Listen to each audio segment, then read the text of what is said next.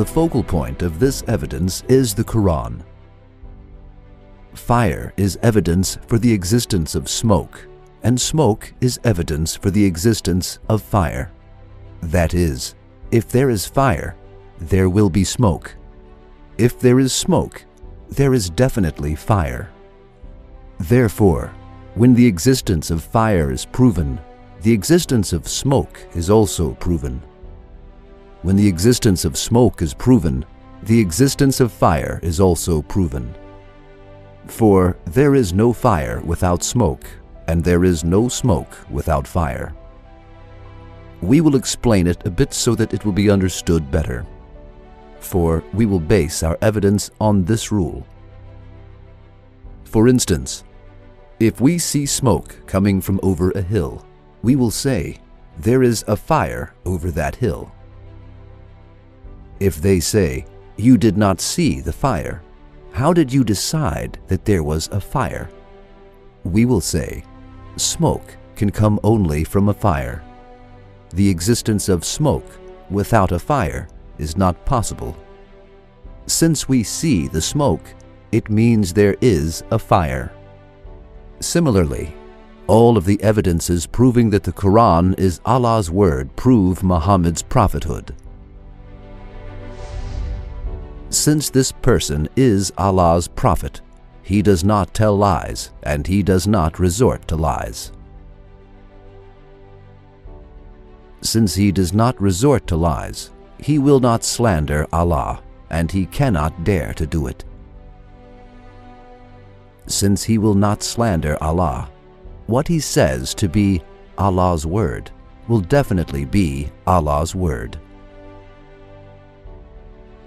Therefore, all of the evidences proving his prophethood also prove that the Quran is Allah's word. Similarly, with all of its miracles and the evidences proving that it is Allah's word, the Quran proves the prophethood of Hazrat Muhammad, peace be upon him. For only prophets convey people the book of Allah. If the Quran is Allah's word, the person who conveys it to people is Allah's prophet. He cannot be anyone else.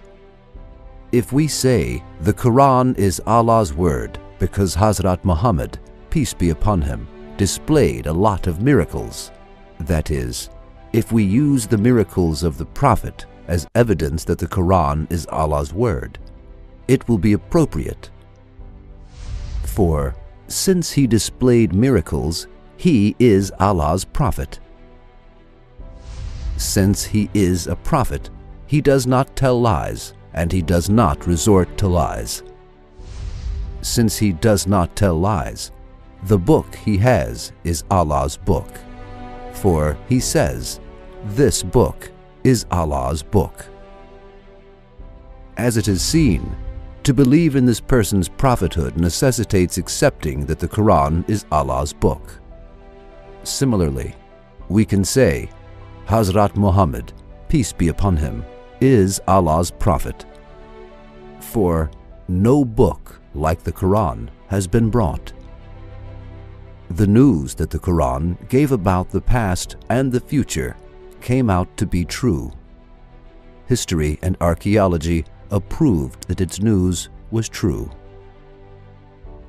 The Quran mentioned many scientific facts 1400 years ago. The truthfulness of these facts given by the Quran were approved by scientists. Even the most stubborn enemies of the Quran admired the expressions of the Quran, and even its enemies accepted its beauty. The Quran made many revolutions in the personal, political, and social fields, and these revolutions astonished sociologists. The fairness of the decrees brought about by the Quran were approved by jurists. That is, if we use the evidences proving that the Quran is Allah's word as evidence for the prophethood of Hazrat Muhammad, it will be true. For since the Quran is Allah's word based on the evidences we mentioned and could not mention, the person conveying it is Allah's messenger, for it is not possible for the Quran to be sent down to anyone except his messenger.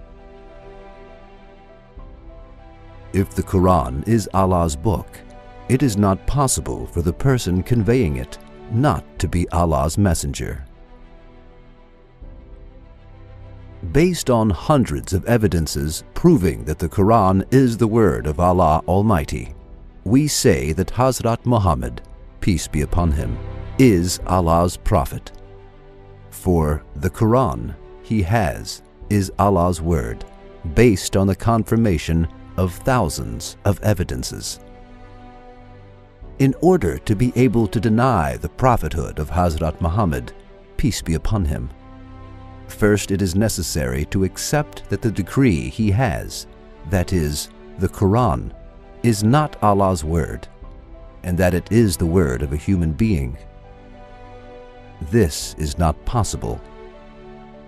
Even if Satan improves himself 100 degrees, he cannot make it possible.